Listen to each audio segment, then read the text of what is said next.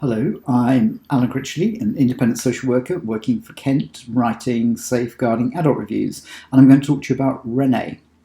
Renee was aged 57 when she was found deceased in her house.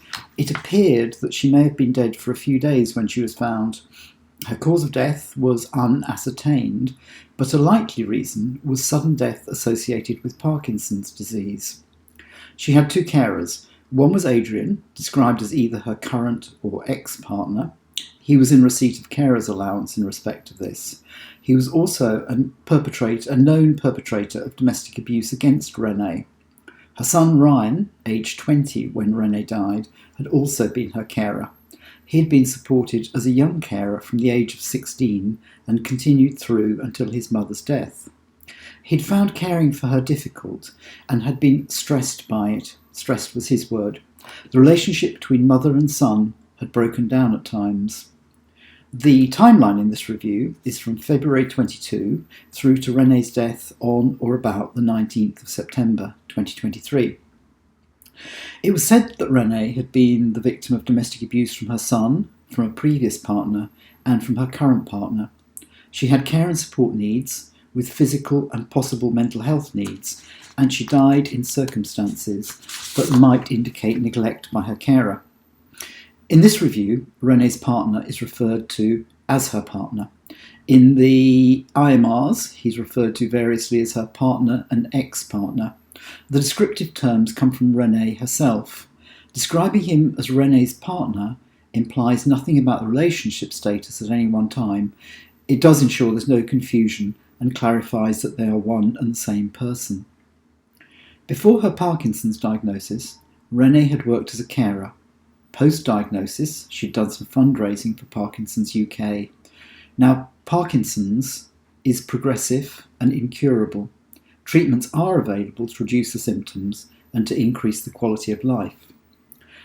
The author of this review, me, had hoped to speak to Ryan, Renee's son, to learn more about Renee's life and also the difficulties that he experienced as a carer. However, this proved not possible to arrange. So what happened? Over the timeline of the review, Renee's Parkinson's was becoming more serious, but there were some other complications.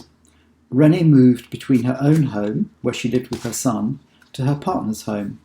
Adult social care had arranged a package of care for her when she was in her own home, but not when she was with her partner.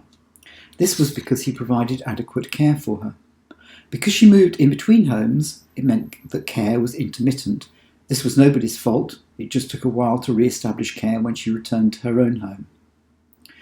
Towards the end of her life, Renee's partner was caring for his own mother, and he had less time to look after Renee. This meant that care fell mainly to Renee's son. He was known to find this difficult. As was said, he was stressed by it, and he said he was struggling and was said to be emotionally broken. There were times when Renee said that she wished to live alone, but she also wanted to ensure that the tenancy of her house was maintained so that her son had somewhere to live in the future. Apart from a very brief period when she was in hospital in December 2022, there were no concerns about Renee's capacity. Renee had been subject to domestic abuse from an ex-partner, her current partner, and from her son. The police were involved over the timeline of this review, but on each occasion, Renee withdrew the allegations. A learning point from this review is that agencies could have completed their own DASH assessments. This might have captured the immediacy of the allegations without waiting for the police. In addition, domestic abuse agencies could have supported Renee, even though allegations didn't reach a level for criminal justice intervention. It was reported that Renee was erratic in managing her prescription medication. There were descriptions of her taking them like sweeties. She made numerous calls to 111 over the timeline of the review for repeat medication.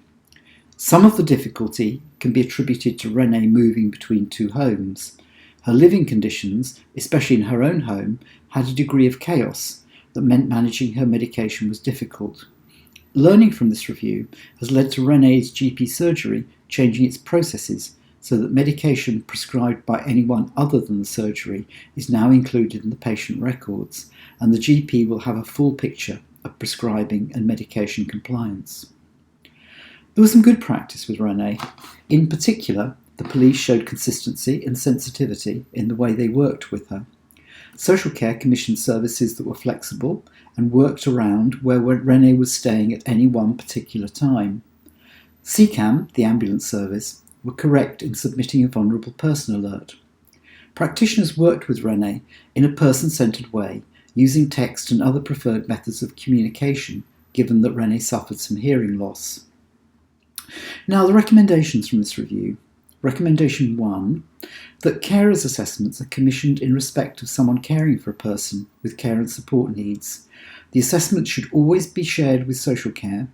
The assessment should incorporate the statutory legal duties to a carer, including promoting carers' well-being and the carer's identified outcomes. This should include consideration of carer stress. If the needs are determined as eligible, a support plan will be developed. In addition, they should highlight any risk of harm discovered during the assessment in respect of the cared for person. Carers' assessments should be completed according to the framework set out in Section 10 of the 2014 Care Act. This is a recommendation to those commissioning and those completing carers' assessments. The second recommendation: all constituent agencies of the Kent and Medway Safeguarding Adult Board to be aware that they can complete their own risk assessments and that they can be shared with the police. In addition, agencies should confirm that they've reminded all relevant staff and contractors that anyone who is subject to domestic abuse can obtain help and support from a domestic abuse agency without reporting the potential abuse to the police where the person doesn't want it reported.